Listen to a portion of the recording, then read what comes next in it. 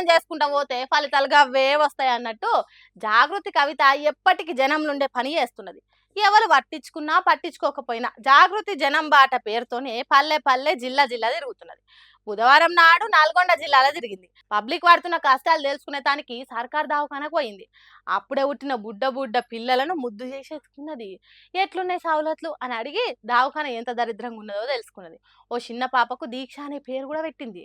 వార్డులు, ఆపరేషన్ థియేటర్లు కలిగే తిరిగింది. సర్కార్ చక్కదనం పక్కకేసుకొని గుర్రు పెట్టి వన్నట్టే ఉన్నది. దవాఖానలు నరక కూపాల తీరుగున్నాయి. మార్పు మార్పు అనే అధికారంలోకి వచ్చిన కాంగ్రెస్ సర్కారు చేసిన మార్పు ఏం లేదన్నట్టు జనంతో మాట్లాడిందట. ఇక జాగృతి జనం బాట అనే కార్యానికి కవిత వస్తున్నదని పెద్ద పెద్ద హోర్డింగులు పెట్టిండ్రు కవిత అభిమాని కంచర్ల శివారెడ్డి అనేట ఆయన. మరి ఎవలకు కళ్ళు కుట్టినాయో నల్గొండ చౌరస్తాల కట్టిన కవిత హోర్డింగ్ బొమ్మను తెల్లారేసరికి ఈ పికుప్ప పెట్టిండ్రు. రోడ్డు మీద అడ్డంగా పడేసిండ్రు కవిత బొమ్మను. ఆకాశాన్ని అందేటట్టు పెద్ద ఉన్నదని దీన్ని ఒక్కదాన్నే తీసేసిండ్రు అనుకునేరు. చిన్న చిన్న కవిత ఫ్లెక్సీ బొమ్మలను కూడా కానరాకుండా చేసిండ్రు. మున్సిపాలిటీ బండ్లల్లో వేసుకొని పోయిండ్రు. ఎక్కడ చిన్న జాగృతి జెండా కాగితం కండువా కనిపించకుండా చేసిండ్రు.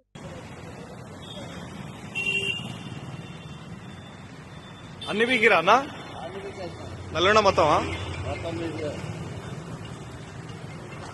ఓరు చెప్పిరన్నా ఇట్లా చేసినందుకు జాగృతి అన్నలు కొందరు కాంగ్రెస్ పార్టీలకు కవితక్కను చూస్తే కాళ్ళు వణుకుతున్నాయి, కూసాలు కదులుతున్నాయి, అందుకే గీతీరుగా చేసిండని అంటున్నారు.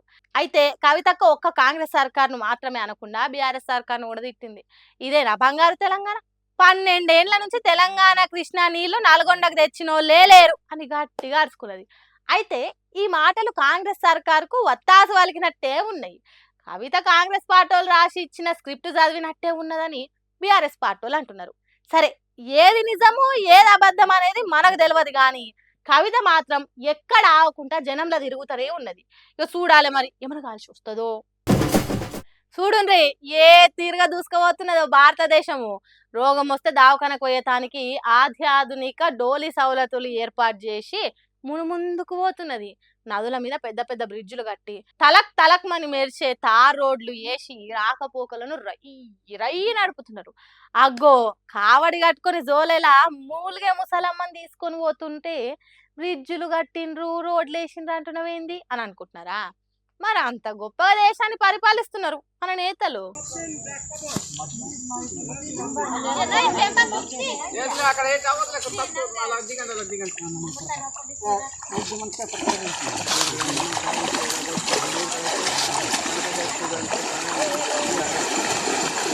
ఏపీలున్న మన్యం జిల్లా కొమరాడ మండలం రెబ్బా అనే ఊర్లే మూలిగే ముసలమ్మను నాగావళి నది దాటిస్తున్నారు.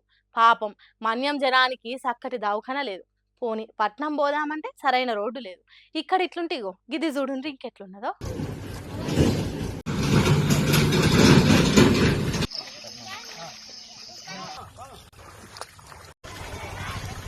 ఎంత చక్కగా ఉన్నాయో చూడండి రోడ్లు. నూనె పోస్తే ఎత్తుకునే తట్టు, అసలు బురద లేదు. గిరికల బూట్లు వేసుకొని స్కేటింగ్ కూడా చేయొచ్చు. అంత మంచిగా ఉన్నది దారి. కాళ్ళకు మట్టి అంటకుండా ఎన్ని కిలోమీటర్లైనా నడిచిపోవచ్చు. మోకాల లోతు దిగబాటు అసలే లేదు.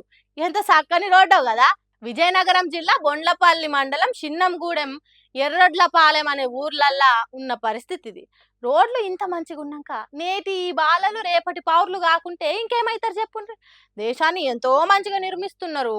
ఇగో ఇది దేశం ముందటికి పోవడంటే, ఇది ఆర్థిక వ్యవస్థ అందనంత ఎత్తుకెదుగుడు అంటే.